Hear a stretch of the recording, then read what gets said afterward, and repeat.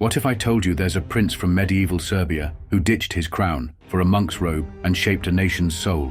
Born Rastko Nemanjić around 1175, later Saint Sava, his life's a roller coaster of royal drama, spiritual quests, and miracles that echo today. Picture this, a teenage prince living in a stone castle in Ras, surrounded by feasts and knights, with a future as a ruler. But one night, under a starry Balkan sky, he sneaks out, trades silk for a rough habit, and heads to Mount Athos in Greece, a holy mountain where monks live like hermits. Why? Was it a calling, a rebellion, or a divine nudge? That's our hook, and we're diving into his wild journey right now. Buckle up and hit that like button if you're ready. Let's paint the scene.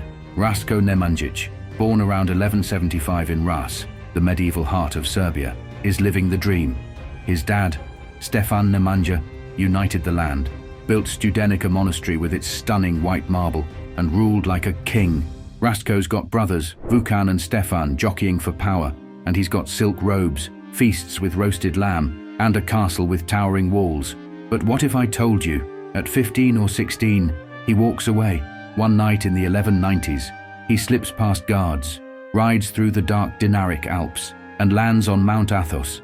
He joins a Russian monastery, then Vatopedi, takes the name Sava after Saint Sabas, and shaves his head, bald. His family's furious. Nemanja sends soldiers chasing him through snowstorms. Why ditch it all? Some say a divine voice called him. Others think he hated the throne fights. It's our first hook, and we're just getting started. Let's dig into his roots.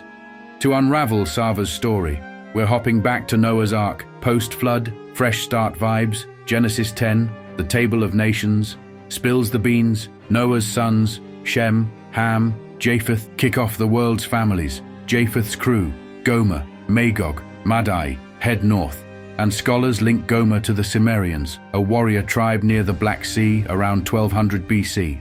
Fast forward to the 6th century AD, Slavic tribes, including Sava's ancestors, pour into the Balkans.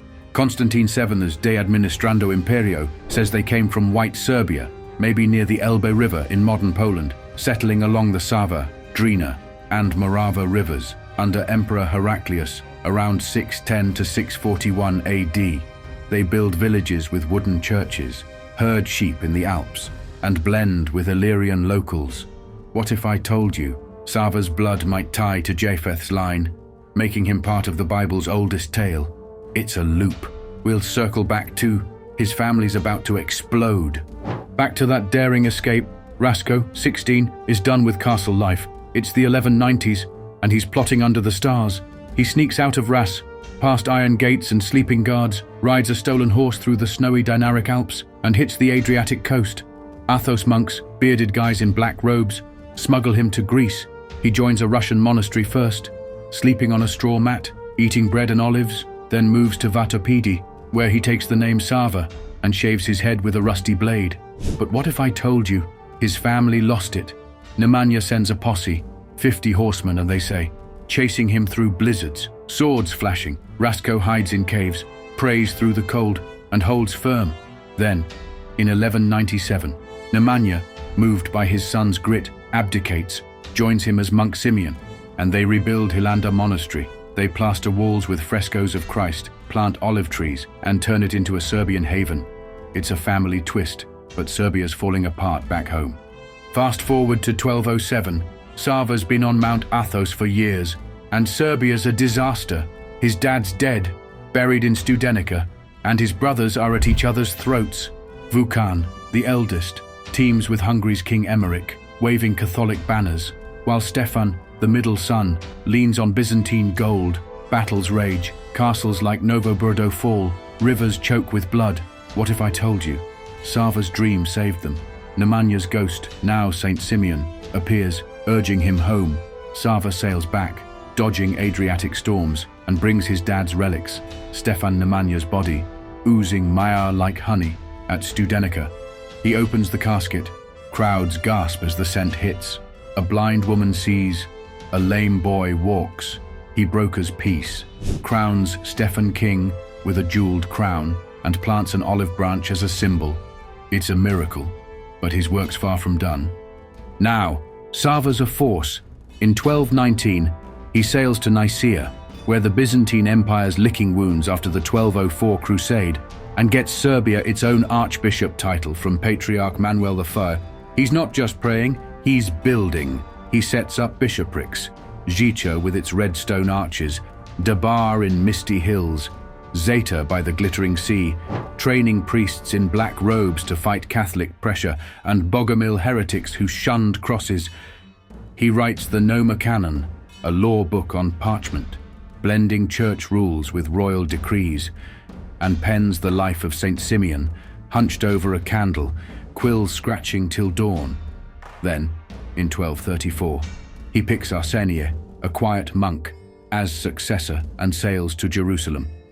Pirates off Budva attack, cannons roar, waves crash, but he prays them off, lands, buys monasteries with gold, and kneels at the Holy Sepulchre's stone. Back home, he teaches kids to read with wooden tablets, starts schools in log cabins. What if I told you?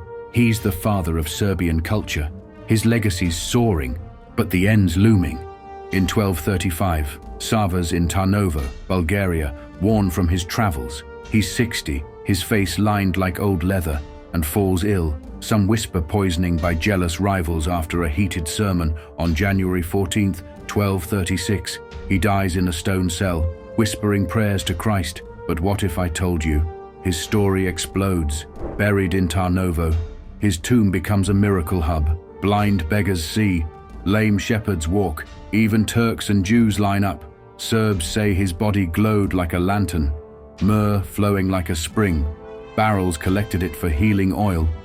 In 1237, his relics moved to Mileševa Monastery, its white walls shining. Then in 1594, Ottomans threatened to burn them. Serbs smuggle the casket through forests, hiding from scimitars, to Belgrade. Today, the Saint Sava Church, bigger than a football field, with a dome like a golden sun, rises unfinished, honoring him. He's patron of education, medicine, Serbia. His miracles never fade. So, what's the story of Saint Sava? This prince-turned-monk didn't just live, he rewrote Serbia. His roots might trace to Japheth's line via Slavic migrations along the Sava River. His escape sparked a faith revolution with Hilanda's frescoed walls, and his church building, Zicea's red arches, the Noma Canon's pages, secured a nation's soul. Prophecies, no Ezekiel nod, but his life mirrors exile and return. His relics mirror a miracle echo. The truth? Sava's tale is courage, unity, and divine favor, proof God uses unlikely souls. As Serbia faces modern wars, his spirit guides. What do you think? Did Sava's journey hint at a bigger plan? Drop your wildest ideas in the comments. I'm reading every one. Smash that like button. If this hooked you, subscribe for more history and faith dives, and hit the bell so you don't miss the next epic. Thanks for joining this journey. See you soon.